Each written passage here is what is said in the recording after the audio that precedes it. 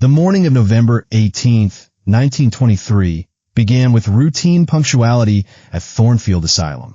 Night attendant William Foster completed his final rounds at 5:45 a.m., noting in a logbook that all wards remained secure, all patients accounted for. 30 minutes later, as dawn broke through the fog-shrouded grounds, day supervisor nurse Eliza Blackwood arrived to relieve him. What she discovered within those imposing brick walls would become one of the most perplexing institutional mysteries of the 20th century. All 48 patients had vanished without a trace. The beds were made. Personal effects remained untouched. The heavy iron doors, each requiring specific keys held only by staff, remained locked from the outside. Windows, barred and secured, showed no signs of tampering. The night log documented regular checks at 2-hour intervals, with the final entry at 4 a.m. noting all quiet. Yet between that final check and the morning shift change, every single patient in Thornfield Asylum had disappeared.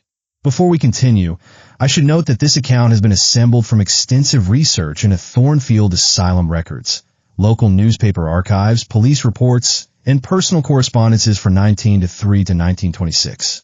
While institutional documents provide our framework, certain patient names have been altered to respect the privacy of descendants.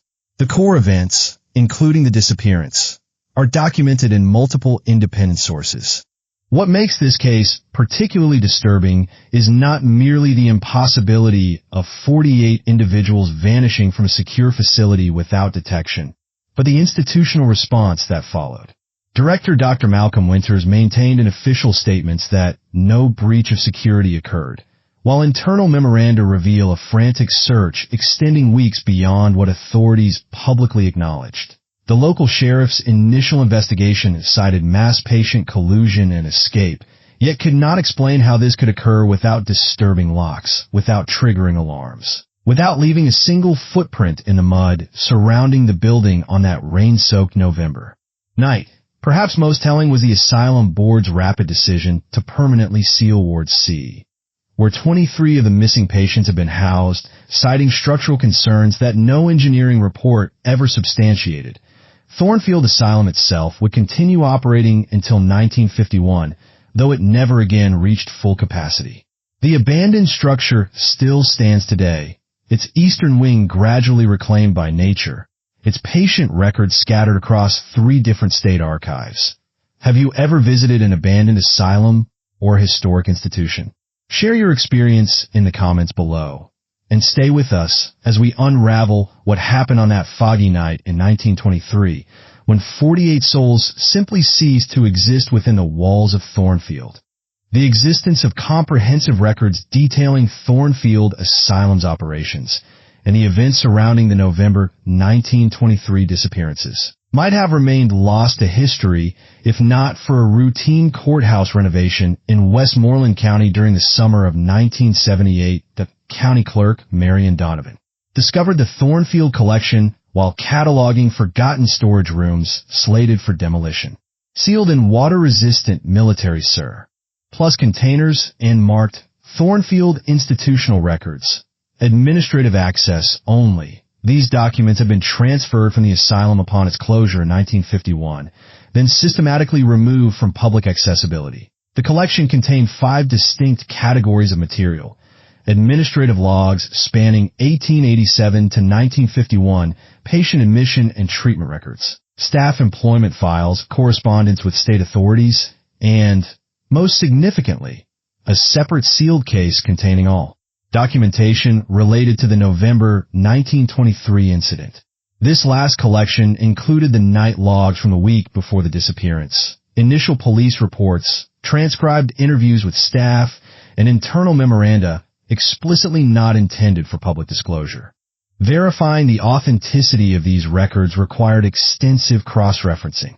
The Westmoreland Historical Society provided access to local newspaper archives from the period, including the Westmoreland Gazette's coverage of the disappearance, which aligned with internal documents regarding dates and the official narrative, though discrepancies emerged regarding the number of staff interviewed and certain timeline details. Weather Bureau records from November 1923 confirmed the heavy rainfall and fog conditions described in staff accounts. Architectural blueprints of Thornfield preserved in state archives matched the floor plans referenced in security reports. Employment records cross-referenced with census data confirmed the existence of key personnel. However, the most compelling aspect of this case emerges when comparing official documentation against the oral histories preserved by local families, accounts passed down through generations in the rural communities surrounding Thornfield. The Westmoreland Oral History Project, conducted from 1972 to 1976, had already collected 17 separate accounts referencing the Thornfield disappearance years before the official records resurfaced. These community narratives consistently referenced elements absent from institutional documentation. Strange atmospheric phenomena in the weeks preceding the event, unusual behavior among local wildlife, and most disturbingly, claimed sightings of Thornfield patients in the forest surrounding the asylum grounds for months after their official disappearance. Retired Sheriff Deputy Walter Cranston, age 91 when interviewed in 1975, stated, "What they wrote in those reports isn't what we saw. Those patients didn't just vanish inside those walls. Something happened. They didn't want to get out." When institutional records emerged 3 years later, they contained no mention of these reported phenomena, instead presenting a clinical narrative focused exclusively on theories of patient collusion and potential staff negligence. All public statements must reinforce that this matter remains a case of coordinated escape. Alternative theories serve no institutional purpose and may incite unnecessary concern regarding facility security. The Thornfield records now reside in the State Historical Archive, fully accessible to researchers. Yet this case demonstrates how institutional documentation, despite its appearance of authority, often preserves only a carefully curated version of events, one that frequently diverges from the lived experiences preserved in community memory. Thornfield Asylum rose from the forested hills of western Massachusetts in 1887. Its construction funded by a coalition of Boston medical philanthropists and state allocations following the moral treatment reform movement sweeping American psychiatric care. The facility's design adhered to the influential Kirkbride Plan, a sprawling, bat-wing structure intended to maximize natural light and air circulation, with administrative offices positioned centrally and patient wards extending outward in gradually decreasing levels of supervision and restriction. The institution's founding charter proclaimed a commitment to modern therapeutic principles and humane care, distinguishing itself from earlier asylums by incorporating dedicated occupational therapy spaces, a small agricultural program, and hydrotherapy facilities. This progressive facade, however, concealed more conventional practices. By 1910, Thornfield's annual reports documented routine use of restraint chairs, prolonged cold baths, and sedative treatments that kept difficult patients manageable rather than addressing their underlying conditions, the doctor. Malcolm Winters assumed directorship in 1916 after serving as assistant physician at Danvers State Hospital. His academic publications on constitutional predisposition to mental deterioration had earned him recognition in psychiatric circles, though colleagues noted his particular interest in patients exhibiting unusual perceptual experiences. Thornfield's admission records show a marked increase in patients diagnosed with hallucinatory psychosis and pathological suggestibility under his tenure. The modern asylum serves dual purposes, Winters wrote in 1919, to protect society from the unpredictable behaviors of the mentally disturbed, and to protect these unfortunate individuals from their deteriorating faculties. Isolation is not merely practical, but therapeutic. Head nurse Eliza Blackwood joined Thornfield in 1918 after nursing service in France during the Great War. Her military discipline transformed ward management, with patient records noting her efficient but unervingly silent supervision. Staff interviews conducted after the 1923 incident repeatedly referenced her remarkable memory. She could recite the medication schedules and behavioral patterns of all 48 patients without consulting charts. Her journal, discovered among the archives, reveals a woman increasingly troubled by what she termed collective phenomena among the patients in Ward C. They speak as individuals but dream as one. She wrote in October 1923, just weeks before the disappearance. Dr. Winters finds this significant. I find it terrifying. Thomas Merrick, groundskeeper since 1903, maintained Thornfield's extensive property and supervised patient agricultural work. His knowledge of the surrounding forest was unparalleled, a necessity given the occasional patient escape attempt. Records indicate Merrick discovered unusual markings on trees at the property's northern boundary beginning in spring 1923, which he attributed to local vandals. His quarters in the converted carriage house positioned him as the only staff member residing outside the main building, giving him a unique vantage point on nighttime activities. Among the patients present during the November disappearance, several case histories revealed disturbing commonalities that went unremarked in official reports. Catherine Addington, admitted 1921, diagnosed with hysterical paresthesia, reported sensing presences others couldn't see, particularly at night. Her treatment notes show improvement until September 1923, when she began drawing identical circular symbols repeatedly. Robert Holloway, a mathematics professor admitted in 1922 for delusional parasitosis, believed something was underneath his skin. His academic background made him a favorite study subject for Dr. Winters, who noted Holloway's remarkable calculation abilities despite his deteriorating condition. Siblings Mary and Michael Prescott, admitted together in 1919 with shared delusions following their parents' deaths, reportedly began speaking in unison during group therapy sessions in October 1923. But perhaps most revealing is the institutional segregation that contradicted Thornfield's therapeutic claims. While annual reports touted occupational therapy and moral restoration, internal floor plans reveal that by 1920, Ward C had been physically separated from the main building by a series of locked doors, with separate staff assignments and visitor restrictions. This ward, where 23 patients with unusual perceptual acuity were housed, operated under different protocols, with treatment notes maintained in a separate record system accessible only to Dr. Winters and select staff.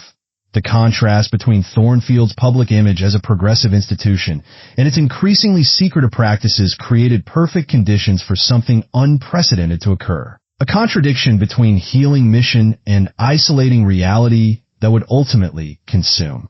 48 lives without leaving a single body behind.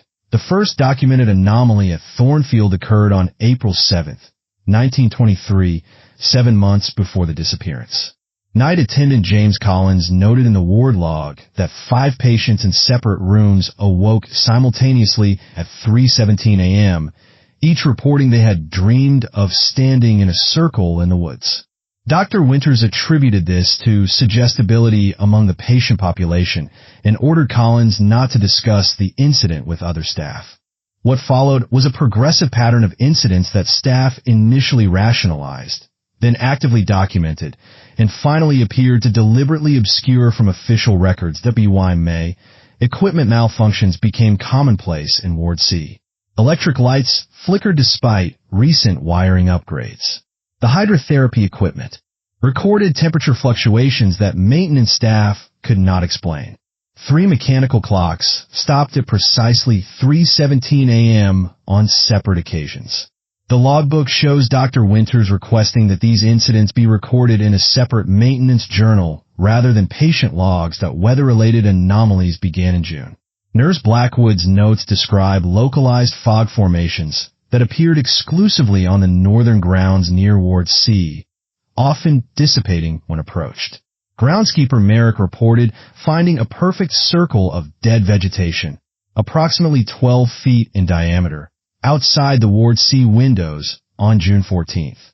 Soil samples were taken, but the results were never entered into institutional records. The most comprehensive documentation of escalating phenomena comes from Nurse Catherine Reed's journal, discovered among her abandoned personal effects following her abrupt transfer on November 10, 1923, just 1 week before the disappearance. Unlike official medical records, Reed kept detailed observations of patient behaviors that fell outside diagnostic frameworks. July 17th. Patient Holloway correctly identified the contents of Nurse Ellis's sealed package without seeing it. Drive W. Observed but requested that this be kept from official records. Patient later experienced severe headache and nosebleed. August 3rd. 5 patients from different wards independently created identical drawings during occupational therapy. Concentric circles with unusual markings between rings. Drive W collected all drawings. August 29th. 3 patients with no previous musical ability humming the same melody simultaneously in separate day rooms. Melody is unrecognizable to staff, but creates unusual discomfort when heard. By September, Reed documented increasing collective behaviors among patients who should have had no means of coordination. During fire drill procedures, 27 patients across all wards stood facing north rather than proceeding to designated exits. During meals, patients would occasionally arrange their food in identical patterns without apparent communication. Most disturbingly, Reed noted that certain patients began speaking in what she called synchronized completion. One would begin a sentence, and another would finish it, despite being housed in separate wards. The doctor. Winter's official response to these incidents appears in a September 30th memo to staff. Recent behavioral anomalies represent contagious suggestion, and staff should refrain from inadvertently reinforcing these patterns through excessive attention or documentation. The rational explanations offered by the administration grew increasingly strained as phenomena escalated in October. Nurse Reed's entries become more urgent. October 12th. During night rounds found all Ward C patients standing beside their beds at 3:17 a.m. None would respond to questions, but returned to bed when directed. Drive W. Attributes to group hypnosis effect, but cannot explain synchronization across locked rooms. October 18th. Atmospheric pressure changes recorded inside Ward C while remaining normal elsewhere in the building. Patients report thinning of air before these events. Maintenance can find no explanation for instrument readings. October 24th. Patient Addington speaking in an unknown language during episodes. Recording sent to the linguistics department at the university. Drive W. Confiscated materials upon return. Perhaps most significant was Reed's documentation of what she called collective absence seizures beginning in late October. Brief periods where multiple patients would simultaneously become unresponsive, then resume activity with no memory of the episode. These events correlated with equipment failures and temperature drops of 10 to 15 degrees in affected rooms that on November 5th, Reed documented her concerns directly to Dr. Winters, noting the escalating pattern suggested something beyond current medical understanding. Her final journal entry on November 9th states only, Drive W is encouraging what he should be treating. Transfer papers arrived today. Something is coming through. The following morning, Nurse Reed departed Thornfield. Her transfer documentation cites reassignment to Veterans Hospital, Boston, but no record of her employment exists in that institution's personnel archives. All references to the phenomena she documented were subsequently removed from official patient records. Hospital Administrator Leonard Phillips' November 14th memo, just 3 days before the disappearance, demonstrates the institution's final position. Recent staff concerns regarding collective patient behaviors reflect poor professional boundaries and excessive superstition. All personnel are reminded that unexplained patient presentations must be interpreted through established medical frameworks. This tension between documented phenomena and institutional insistence on conventional explanation created a dangerous blind spot. As patterns escalated toward their November 17th culmination, Thornfield's administration systematically removed from their institution the very people most attuned to what was unfolding. The Thornfield disappearances might have remained a footnote in obscure medical journals if not for the work of Dr. Eleanor Hayes, who encountered the case in 1982 while researching her doctoral dissertation on abandoned psychiatric institutions in New England. What began as a historical footnote became her life's defining work. an investigation spanning 4 decades and challenging the boundaries between institutional authority and inexplicable truth. I initially dismissed the disappearance as institutional mythology, Hayes explained in her 1985 interview with Historical Inquiry Quarterly. Every abandoned asylum has its ghost stories. But Thornfield was different. The records suddenly went silent in a way that suggested deliberate obscuration rather than simple embellishment. Hayes' background in both historical methodology and clinical psychology uniquely positioned her to approach the case.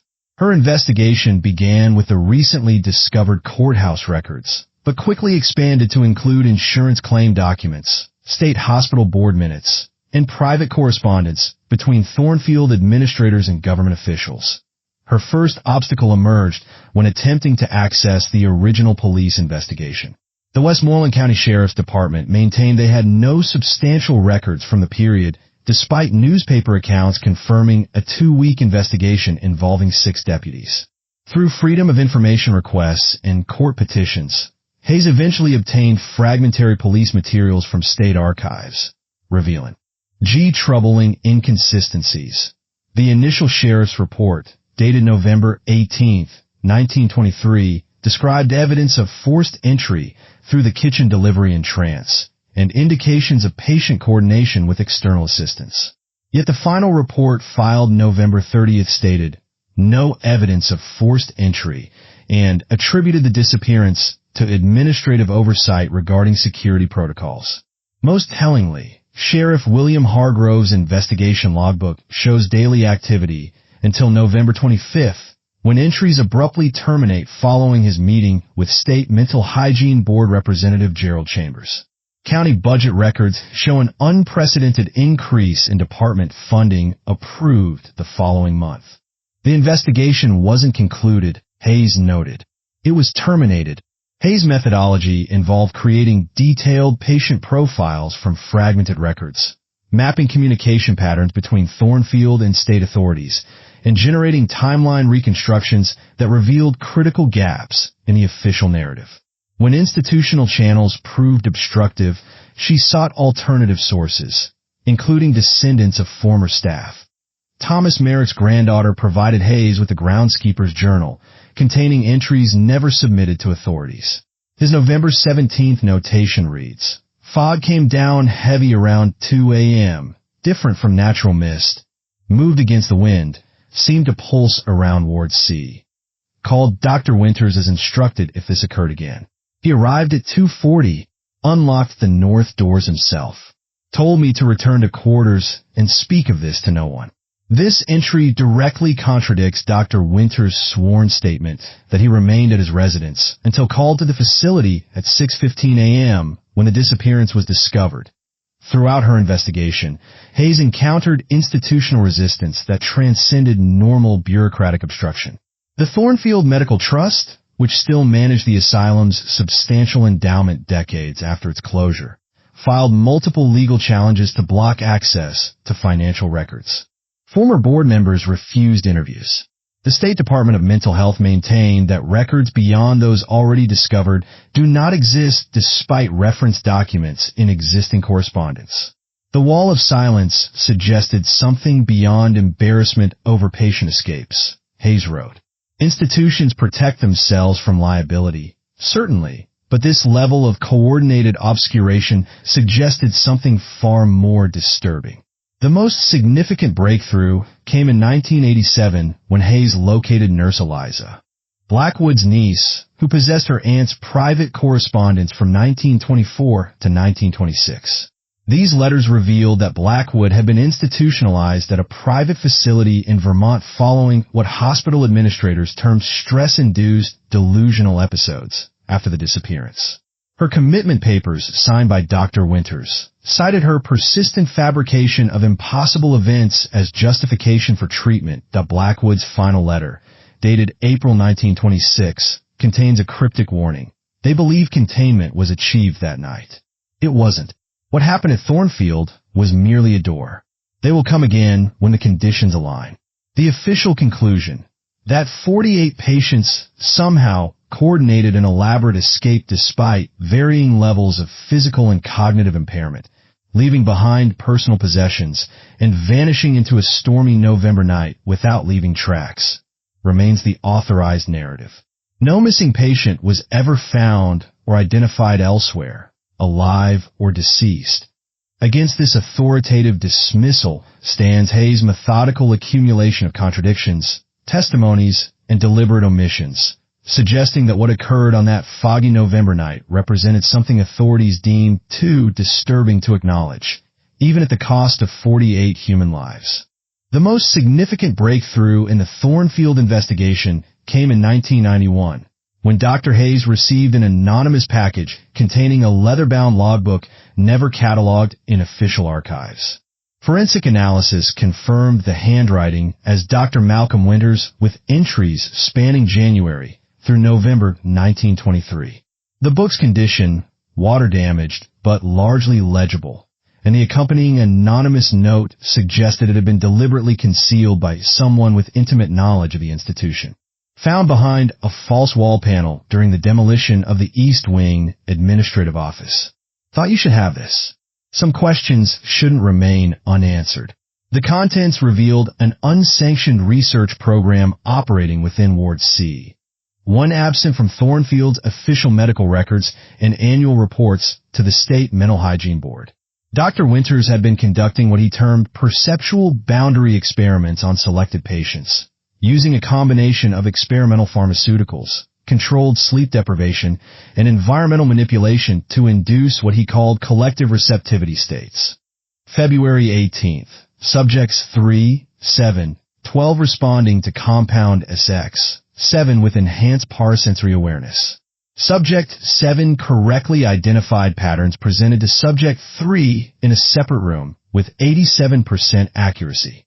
Temporary side effects include elevated temperature and minor epistaxis. March 30th. Modified electroconvulsive protocol administered to subjects 3, 7, 9, 12, 17 at synchronized intervals. All 5 subsequently reported identical dream content despite being chemically sedated in separate rooms. Neural synchronization appears achievable and sustainable across physical boundaries. The logbook documented precise pharmaceutical formulations never approved for human use, including compounds derived from ergot alkaloids, diluted mescaline extracts, and subst. ANSAs identified only by numerical designations. Patient subjects were assigned numbers rather than names, though cross-referencing with admission records confirms these included Catherine Addington, Robert Holloway, and the Prescott siblings, among others that be. June 1923, Winters' entries began documenting environmental anomalies correlating with treatment sessions. June 14th, barometric pressure dropped 15% inside Ward C during the synchronized trance state of Group A subjects. Recording equipment malfunctioned, but the atmospheric effect was visually apparent as vapor condensation. Effect extended approximately 12 feet beyond building exterior, creating demarcated vegetation impact. July 29th, electromagnetic disruption now predictable and measurable. Compass deviations precede subject synchronization by approximately 7 minutes. Potential applications for directed field generation require further exploration. The logbook revealed Winters' gradual shift from clinical researcher to something more disturbing. His entries increasingly referencing the threshold and piercing the veil rather than therapeutic outcomes. By September, he had abandoned all pretense of treatment, instead documenting what he called preparation protocols for what he termed convergence. September 12th, subjects now achieving spontaneous synchronization without chemical induction. Group consciousness is emerging as anticipated. External manifestations are increasing in duration and intensity. Barrier thinning is measurable with modified equipment. Most alarming were entries describing deliberate manipulation of patient perceptions. October 4th, directed visualization protocols successful. All 17 primary subjects are now able to collectively manifest identical sensory experience when provided with a geometric focusing framework. Temperature drops and electromagnetic anomalies now extend throughout the entire ward during sessions. October 26th. First tangible manifestation achieved during night protocol. Object remains stable for 73 seconds before dissolution. Properties defy conventional physical analysis. We are approaching the threshold. What Winters was doing wasn't treatment. It was experimentation and perceptual manipulation using vulnerable patients as conduits, Dr. Hayes explained. He'd moved beyond conventional psychiatry into something resembling parapsychological research, but without ethical constraints or oversight. The final entries from November reveal Winters' deliberate escalation towards some anticipated event. November 10th. Reed's transfer is complete. Blackwood's compliance was secured through professional leverage. The remaining staff selected for suggestibility and limited observational capacity. Preparations for November 17th confluence proceeding as calculated. November 15th. Meteorological forecasts confirm optimal atmospheric conditions for the 17th. Subject group primed through final protocol administration. Barrier measurements at the lowest recorded levels. After decades of theoretical work, we stand at the threshold of empirical confirmation. The logbook's final entry, dated November 17th, contains only a time notation and 5 words. 3:17 a.m. The door stands open.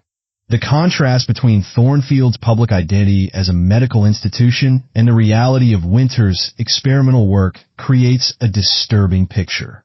While psychiatric medicine of the 1920s strived toward therapeutic legitimacy and scientific progress, Winters exploited institutional authority to pursue research that crossed fundamental ethical boundaries, using vulnerable patients as instruments for exploring phenomena beyond conventional understanding. Most troubling is the evidence of premeditation. The logbook demonstrates that whatever occurred on November 17th, 1923, was not an accident, but the culmination of deliberate preparations extending months earlier. Whether Winters anticipated the complete disappearance of all patients, including those not directly involved in his experiments, remains unclear. The question persists: was the disappearance a catastrophic failure of Winters' experiment, or its intended outcome, accident or design? What do you think happened to the patients of Thornfield Asylum? Comment below with your theory. The discovery of Dr. Winters' logbook in 1991 compelled Dr. Hayes to confront the institution that had actively obscured the Thornfield incident for nearly 7 decades. Despite the asylum's closure in 1951, the Thornfield Medical Trust remained operational, managing a substantial endowment and maintaining legal authority over institutional records. By 1992, the trust functioned primarily as a grant-making organization funding psychiatric research at prestigious medical schools. Its board comprised of prominent physicians, legal experts, and 2 descendants of original Thornfield administrators that on March 17, 1992, Hayes formally presented her findings to the trust board, requesting access to sealed personnel files and financial records from 1922 to 1924. The transcript of this meeting, obtained through subsequent legal proceedings, reveals the institutional mechanisms that had preserved Thornfield's secrets for generations. Dr. Hayes, while your historical research is undoubtedly thorough, these allegations regarding unauthorized experimentation lack contextual understanding of period psychiatric practices, stated Dr. Richard Chambers, board chairman and grandson of the state mental hygiene official who had terminated the original police investigation. What appears unconventional to modern sensibilities represented standard treatment protocols for severe psychiatric cases in that era. When Hayes produced photocopies of Winters' logbook entries documenting non-approved pharmaceuticals and patient synchronization experiments, the institutional defense shifted from historical contextualization to direct challenge of the evidence's authenticity. This alleged logbook contains obvious anachronisms and terminology inconsistent with 1920 psychiatric practice, asserted Dr. Elizabeth Winthrop, the Trust's research director. Without provenance verification, such material borders on historical fiction rather than documented fact. The Trust's legal counsel subsequently issued cease and desist letters to 3 academic journals considering Hayes' research for publication. A formal ethics complaint was filed with her university's research board alleging methodological impropriety and falsification of historical documents. Though these charges were eventually dismissed, they delayed publication of her findings by nearly 3 years and temporarily compromised her academic standing. Most revealing was the Trust's immediate response to Hayes' specific inquiries about November 17, 1923. Board minutes show a unanimous vote to allocate necessary resources to protect the institution's historical legacy from defamatory speculation. Within weeks, the Trust published Thornfield Asylum, a legacy of compassionate care, a lavishly illustrated institutional history that briefly addressed the 1923 incident as an unfortunate patient escape facilitated by staff negligence during severe weather conditions. This institutional counter-narrative might have prevailed if not for Hayes' persistence in locating former Thornfield employees, a search that ultimately led to James Collins, the night attendant who had noted the synchronized patient dreams in April 1923. Now 91 and living in a Vermont nursing home, Collins had maintained decades of silence about Thornfield, initially through contractual obligation and later from what he described as fear of not being believed. Hayes' recorded interview with Collins on September 8, 1993, provides the only eyewitness account of what transpired inside Thornfield on November 17, 1923. Collins: I wasn't supposed to be there that night. Switched shifts with Howard Jenkins, who had family matters. Wouldn't be here talking to you if I hadn't. Whatever happened took them all. Hayes: you were on duty during the disappearance? Collins: Warby supervisor. Started like other nights. Medication rounds at 10, lights out by 11. Checked rooms at midnight, all normal. Around 2 a.m., I noticed the temperature dropping. Thought the furnace failed again, but it was just getting colder in certain sections, like pockets of winter inside the building. Hayes: what did you do? Collins: called Merrick as protocol required for maintenance issues. He said Dr. Winters was already on his way in. Struck me as odd, director coming in for a heating problem at that hour. Hayes: then what happened? Collins: fog came in, not from outside, formed inside the corridors, especially thick around Ward C. Never seen anything like it. Then the sounds started. Hayes: what sounds? Collins: like humming, but not from human throats. Made my teeth hurt to hear it. And the patients, they all woke at once. Every one of them, standing by their beds, looking north toward Ward C. Even the sedated ones. Hayes' notes indicate Collins became visibly distressed at this point, requiring a brief pause before continuing. Collins: Winters arrived with a black medical bag. Didn't acknowledge me, went straight to Ward C. Began unlocking rooms personally, against all protocol. Patients followed him without resistance, moving like sleepwalkers. I questioned him once. He looked at me with his eyes weren't right. Said only, witness or leave, Mr. Collins. History waits for neither. Hayes: the patients were being gathered deliberately? Collins: all moving to the North Day Room in Ward C. I followed at a distance. Winters had arranged the ward furniture in some kind of pattern. The fog was so thick I could barely see across the room. All 48 patients were arranged in concentric circles, standing perfectly still.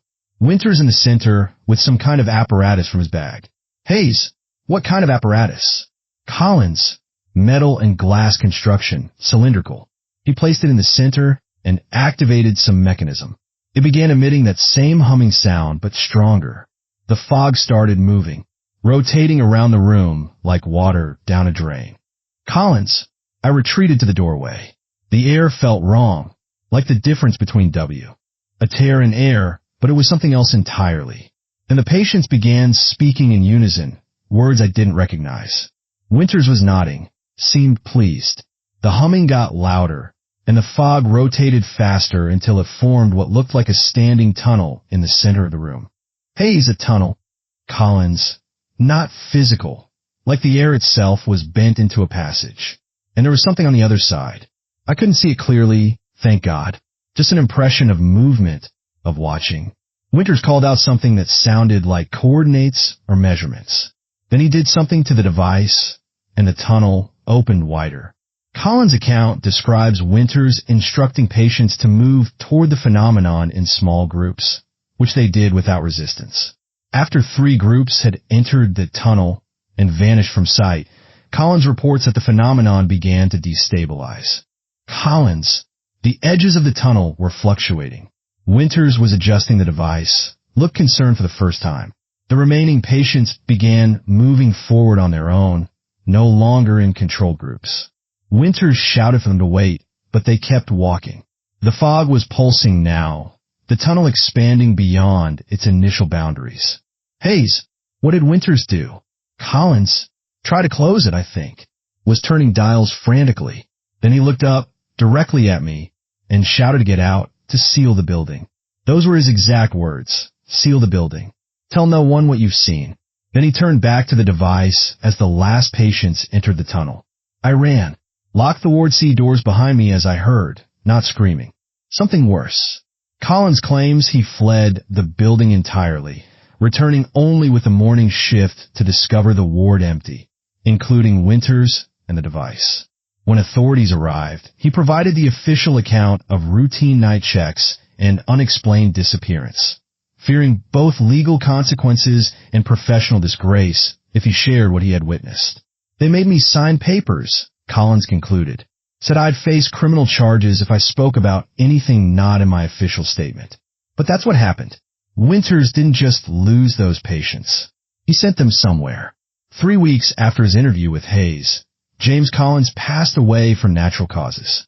The Thornfield Medical Trust issued a statement questioning the reliability of end-of-life recollections from an individual with documented cognitive decline, though no medical records supported this characterization of Collins' condition. The confrontation between Hayes' investigation and institutional resistance illuminates the core ethical dilemma underlying the Thornfield case. When institutions prioritize reputation and continuity over accountability, they become capable of obscuring even the most egregious violations of the very principles they claim to uphold.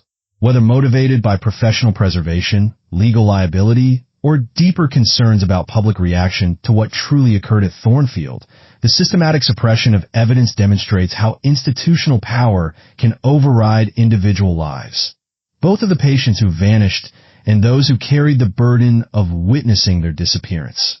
Share this with someone who studies psychology or medical ethics. The Thornfield case raises profound questions about institutional responsibility that remain relevant today. To contextualize Dr. Winters' activities at Thornfield within the broader landscape of 1920 psychiatric practice, Dr. Hayes consulted with medical historians and contemporary psychiatric experts.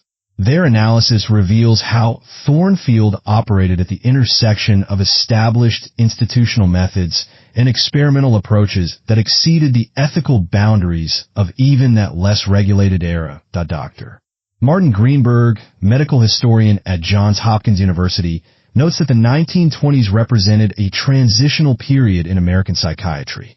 Institutional care was shifting from purely custodial approaches toward intervention-based treatments. He explains, hydrotherapy, work therapy, and early somatic treatments coexisted with emerging interest in psychological approaches influenced by psychoanalytic theory. Standard treatments documented in Thornfield's official records aligned with contemporary practices, prolonged bath treatments for agitated patients, occupational therapy, and, by 1922, limited use of sedatives like sodium amytal and barbital compounds. These approaches, while primitive by modern standards, represented standard care for the period. What distinguished Thornfield, particularly Ward C under Winters' direction, was its systematic deviation from these standards in ways concealed from oversight authorities. The pharmaceutical compounds described in Winters' logbook have no recognized place in period psychiatric practice, notes Dr. Catherine Winslow, psychopharmacologist at Yale Medical School. His SX series appears to combine ergot derivatives with early phenothiazine compounds and plant alkaloids in concentrations that would produce profound perceptual alterations while potentially facilitating heightened suggestibility. Analysis of Thornfield admission records from 1919 to 1923 reveals distinct patterns in patient selection for Ward C. While standard admission criteria emphasize behavioral management challenges or family inability to provide care, Ward C patients predominantly shared specific symptomatic presentations regardless of formal diagnosis. Reported perception of presence that others couldn't detect, history of paresthesias, unusual physical sensations, without medical cause, episodes of time loss or fugue states, experiences of boundary dissolution between self and environment, familial patterns of similar perceptual anomalies. Winters wasn't selecting patients based on treatment potential, observes Dr. Rebecca Chun, a forensic psychiatrist who analyzed the case in 2002. He was selecting for perceptual traits that modern parapsychology might classify as heightened environmental sensitivity or boundary thinness, essentially identifying individuals who might function as conduits for his experimental objectives. Dr. Chin's extensive review of available evidence has produced the most comprehensive psychiatric assessment of what might have occurred at Thornfield. Her 2002 paper, Collective Phenomena and Institutional Secrecy, the Thornfield case, examines three primary explanatory frameworks. The iatrogenic collective psychosis theory proposes that Winter's experimental protocols, combining suggestive techniques, perception-altering compounds, and environmental manipulation, generated a collective delusional state that culminated in coordinated patient activity. Essentially, Winters created the conditions for a mass psychogenic event, Chin explains. However, this fails to account for the physical disappearance of 48 individuals, including those not directly involved in his experiments. The organized departure theory suggests Winters orchestrated a patient removal operation for continued experimentation elsewhere. This explains the premeditation evident in his logbook and the systematic removal of witnesses like Nurse Reed, notes Chun. But it fails to address how such an operation could be executed without leaving evidence, particularly given the impaired condition of many patients and the adverse weather conditions.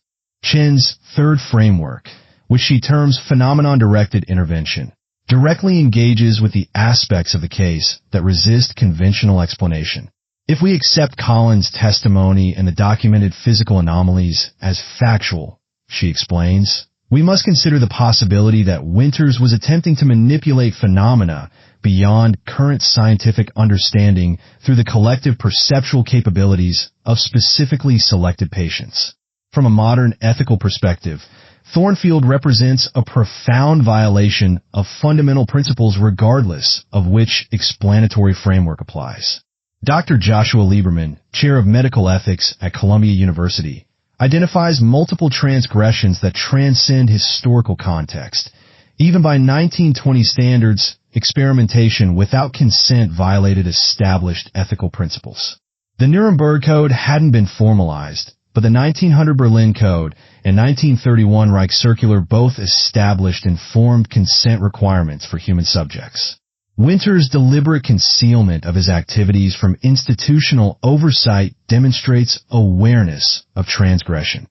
The patient selection criteria themselves reflect a disturbing instrumentalization of vulnerable individuals. Dr. Elizabeth Morton, who specializes in psychiatric ethics, notes, Winters appears to have identified patients not for treatment potential, but for utility in his experimental framework. This commodification of human beings based on perceptual traits represents a fundamental ethical breach in any era. Most disturbing is the evidence suggesting Winters' awareness of escalating risk. The logbook entries document phenomena that exceeded his predictive models, observes Dr. Chun. Yet rather than exercising caution, he accelerated the protocols and deliberately removed personnel who expressed concerns. This represents a catastrophic prioritization of experimental objectives over human welfare. While historical context provides an important perspective on institutional practices of the period, it cannot mitigate the ethical assessment of Thornfield's operations under Winters.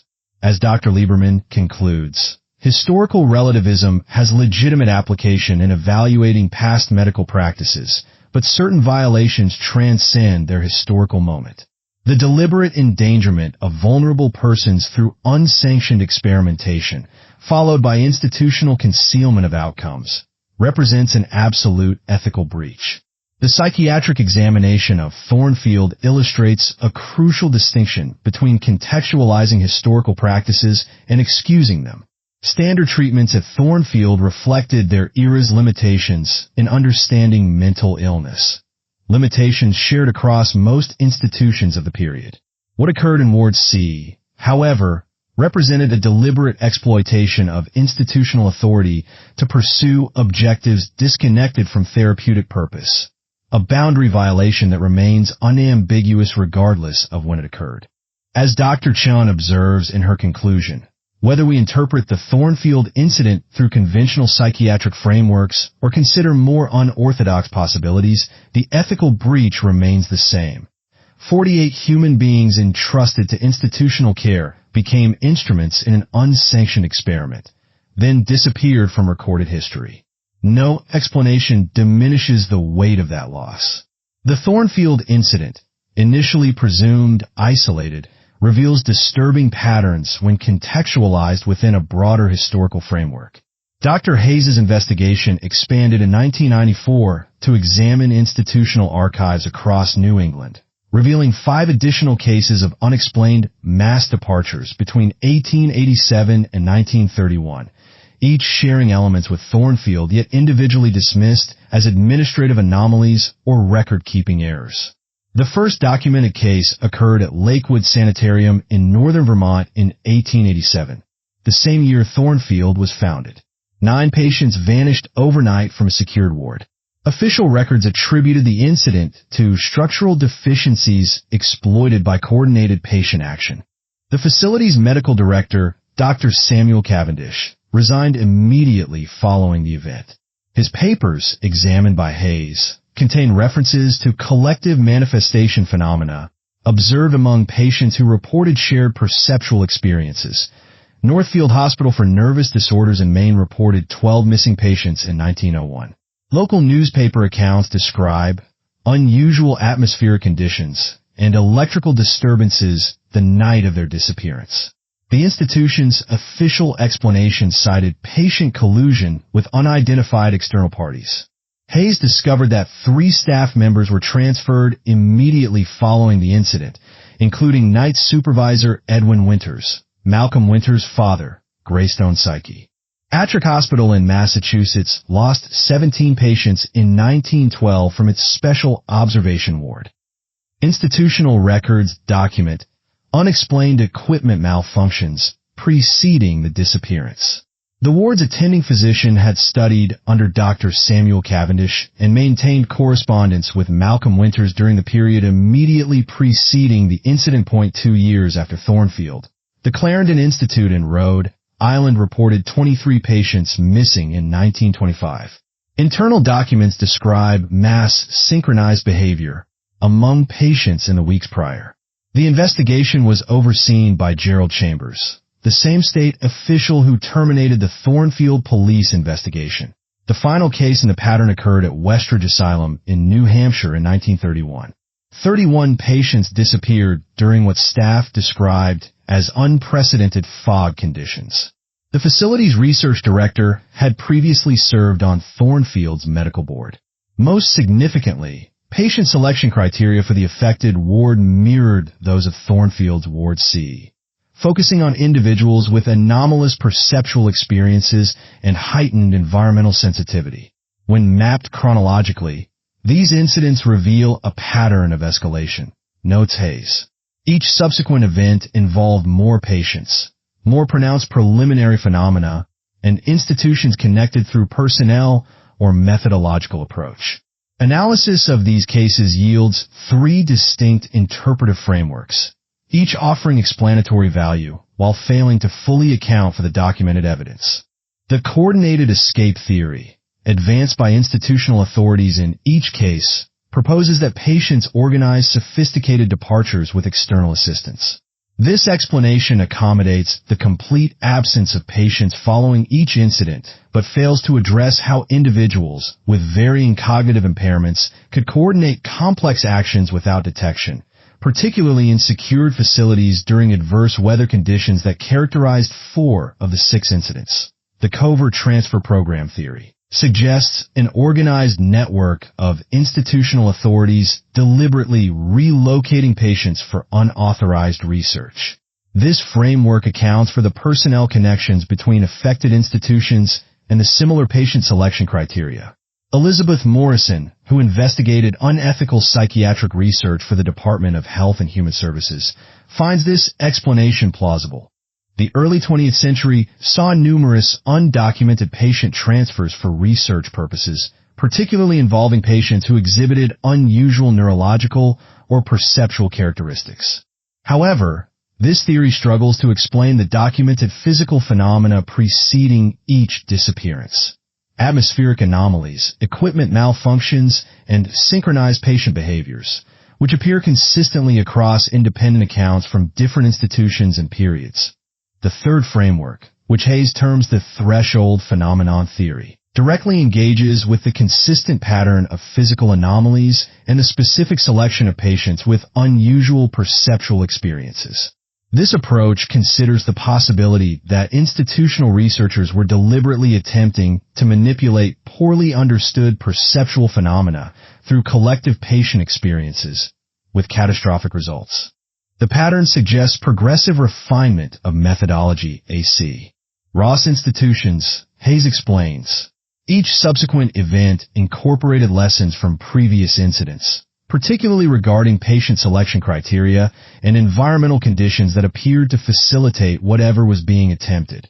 Previously overlooked connections between patient backgrounds across all 6 institutions reveal consistent selection patterns that transcend conventional diagnostic categories. Hayes identified 4 recurring characteristics in patients involved in these incidents. History of perceiving stimuli others couldn't detect, documented as hallucinations, but often involving consistent experiences across unrelated patients. Familial patterns of similar perceptual anomalies. Siblings or parent-child pairs represented disproportionately in affected populations. Onset of symptoms following proximity to specific geographical features. 5 of 6 institutions were located near unusual geological formations or sites of historical significance. Documented capacity for shared perceptual states when in proximity to other sensitive individuals. These weren't random patient populations, observes Dr. Chun in her analysis. They represent careful selection based on criteria that cross diagnostic boundaries, criteria that align more with parapsychological concepts than conventional psychiatric classifications of the period. Most troubling is the evidence suggesting institutional knowledge of these patterns. In 1933, the New England Psychiatric Association established the Special Research Coordination Committee, whose classified memoranda, declassified in 1976, reference incidents of mass patient departure and recommend standardized containment protocols for perceptual anomaly research. The committee included administrative representatives from 4 of the 6 institutions involved in disappearance events. The contrast between plausible explanation and documented pattern creates a disturbing historical enigma. Conventional narratives of patient escape or covert transfer programs cannot fully account for the consistent environmental phenomena, the specific selection of perceptually sensitive patients, and the progressive methodological refinement evident across incidents. These weren't isolated institutional failures, Hayes concludes. They represent a pattern of deliberate experimentation with phenomena at the boundaries of perception. Experimentation conducted on vulnerable populations without oversight or accountability. The geographical concentration in New England, the professional connections between key personnel, and the escalating nature of the incidents suggest something beyond coincidental institutional failures. AC. Coordinated exploration of perceptual boundaries using institutionalized patients as unwilling instruments, with consequences that remained carefully concealed within institutional archives for nearly a century. Whether these disappearances represented successive failures in understanding dangerous phenomena or the achievement of objectives deemed too disturbing for public acknowledgement remains the central question in what Hayes terms a deliberate institutional erasure of both people and possibility. For decades after Dr. Hayes began her investigation, the Thornfield case remains unresolved in official terms. No patient's remains have been recovered. No definitive explanation has been accepted by authorities. No institutional acknowledgement has addressed the full scope of what occurred. Yet the case's influence extends far beyond historical curiosity, raising profound questions about institutional accountability that transcend their specific historical moment. The most disturbing aspect of Thornfield isn't what happened to those 48 people, Dr. Hayes noted in her 2005 retrospective. It's that an institution could effectively erase them from history. Not just their deaths or disappearances, but the very nature of their exploitation. Each patient became twice victimized, first as unwilling experimental subjects, then as historical inconveniences whose very existence could be bureaucratically diminished. The ethical implications extend beyond the direct participants. The Thornfield Medical Trust maintained active operations until 2007, distributing millions in research grants and maintaining significant influence in psychiatric education. Many beneficiaries remained unaware that their funding originated from an institution with this troubling legacy. When the trust finally dissolved following public pressure after Hayes' comprehensive publication, its remaining assets were transferred to a patient rights foundation without formal acknowledgement of the circumstances motivating this decision. Institutional responses to the Thornfield revelations reflect the challenge of accountability across time. When confronted with evidence in 1996, the American Psychiatric Association issued a carefully worded statement acknowledging historical practices inconsistent with modern ethical standards, while emphasizing the significant evolution of patient protections since that era. This response exemplifies what ethicist Dr. Jonathan Michaels terms temporal distancing, using historical context to create ethical distance from past institutional failures. Yet the Thornfield case directly influenced modern psychiatric governance in measurable ways. Following congressional testimony by Dr. Hayes in 1998, federal regulations regarding institutional record retention were significantly strengthened.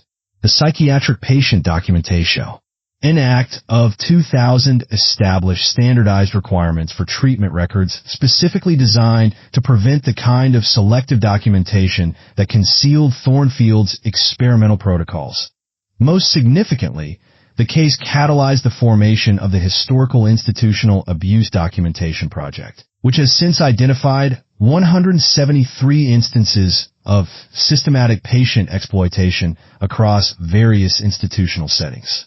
This ongoing initiative explicitly references Thornfield as demonstrating how institutional record-keeping itself can become an instrument of abuse when designed to conceal rather than document patient experiences. For survivors of psychiatric institutional abuse and their families, Thornfield provided validation of experiences long dismissed as implausible. Sarah Levinson, whose grandmother was institutionalized in Massachusetts during the 1940s, explains, "When you told people that things happened in those places, things beyond mistreatment, things that seemed impossible, you were treated as though you'd inherited the family delusion." The Thornfield case showed that institutions could conceal almost anything if enough authority figures agreed to look away. The case's legacy extends into contemporary psychiatric ethics education. Dr. Rebecca Chen's comprehensive analysis became required reading in medical ethics curricula at 17 major universities. Thornfield serves as a perfect ethical storm, explains Dr. Michael Robertson, who teaches psychiatric ethics at Harvard Medical School. It combines vulnerable populations, institutional authority, experimental exploitation, and systematic concealment, demonstrating how institutional imperatives can override individual welfare when accountability mechanisms fail. Yet perhaps the most significant impact lies in how Thornfield transformed approaches to institutional history itself. The Psychiatric Institution Historical Transparency Initiative, established in 2010, works to make institutional archives accessible to researchers and family members seeking information about former patients. Before Thornfield, institutional history was largely promotional, notes Dr. Lisa Montgomery, the initiative's director. Thornfield demonstrated that institutional archives aren't just historical resources. They're accountability mechanisms that connect past actions to present responsibilities. For the families of the 48 missing patients, however, these systemic improvements offer limited consolation. Despite extensive genealogical research, Hayes located verifiable descendants for only 17 Thornfield patients. Most families had never been officially informed of their relatives' disappearance, instead receiving form letters reporting patient deaths from complications of their condition, with no remains returned. Janet Holloway, great-niece of patient Robert Holloway, expressed the personal dimension of this institutional failure. The cruelest part isn't just what happened to Uncle Robert. It's that his existence was reduced to paperwork that could be altered or destroyed when inconvenient. Someone decided his life was worth less than institutional reputation. This tension between historical distance and ongoing responsibility remains the philosophical core of the Thornfield case. Modern institutions inherit complex legacies that include both therapeutic advances and profound ethical failures. The question of how we relate to these institutional histories transcends academic interest, touching fundamental questions about collective responsibility across time that A.S. psychiatric historian Dr. Samuel Whitman observes. Institutions exist across time in ways individuals cannot. When we employ institutional authority in the present, we implicitly reference its historical legitimacy. This creates an ethical obligation to acknowledge institutional failures with the same commitment we bring to celebrating institutional achievements. The 48 patients who vanished from Thornfield Asylum on November 17, 1923, remain absent from both physical space and institutional memory. Their disappearance, whether through catastrophic experimental failure, deliberate institutional action, or phenomena beyond conventional understanding, represents both a historical mystery and an ongoing ethical challenge. What responsibility do we bear for institutional failures of the past? Subscribe and hit the notification bell to join our exploration of history's darkest mysteries. The ultimate legacy of Thornfield may be this recognition. While we cannot change what occurred within those walls on that November night, we maintain complete control over whether we acknowledge the full humanity of those who vanished, or perpetuate their institutional erasure through comfortable historical distance. The past may lie beyond our reach, but our relationship to it remains entirely within our hands.